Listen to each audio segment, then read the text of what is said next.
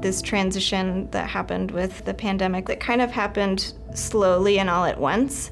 I don't think any of us expected to still be doing this a year later. And initially, I think we were all really concerned of just how do we continue to support and connect with our families in this brand new way that we've never done before. So even a family with good skill sets and good communication, they're at their limit. And families who possibly would never have sought services are now in need of services. When we started this adjustment to telehealth, one of the main things that I observed was the increased need of services. I've been working with some kids who have made so much progress over the last 2 years, and we're now in our 3rd year, and they're becoming nonverbal. They're becoming escalated all the time. It's like watching all that progress just go backwards.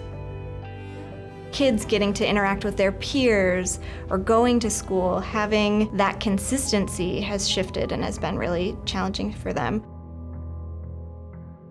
It was better to keep going and adjust as therapists and as clinicians than our clients getting nothing from us.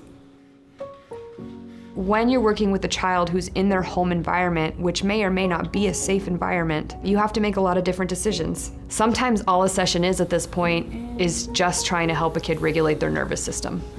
And so it's really been about adapting to the families. Notice how your body is feeling. I think some of the new things that I've had to learn or try is, one, how to be much more exciting. You know, it's one thing when you're in the same room with a kid, you can play interactively with them, but to be kind of on the screen and distanced, you have to be a lot more animated, a lot more engaging and exciting. The other part of telehealth that has been an exciting change is getting really to enter into kids' worlds. So we get to see what their home environment looks like, how they act, what they like, what they do in their space, in their world.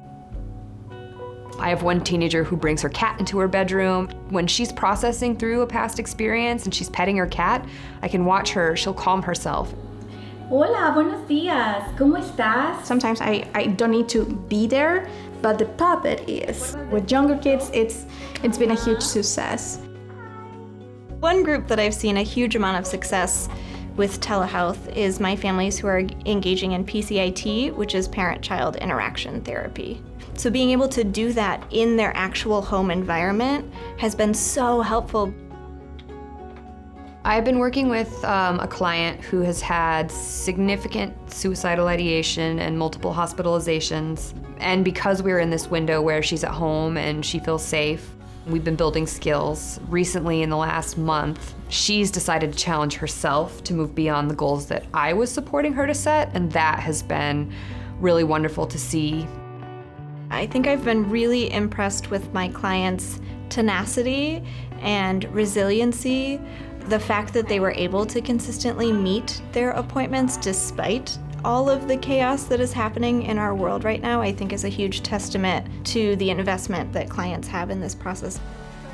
One of the most important things about moving into telehealth is that families who may not be able to have services, like they may not have enough gas to drive to the clinic, these families are able to engage in services now because of telehealth.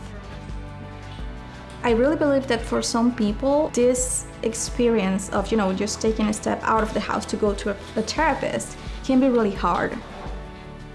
I think the wonderful thing about having this experience with telehealth is it gives us another tool and resource to use to support families where they're at. Now we have another way to offer support and resources to families that we didn't before. Nice to see you today, and I will see you in 1 week.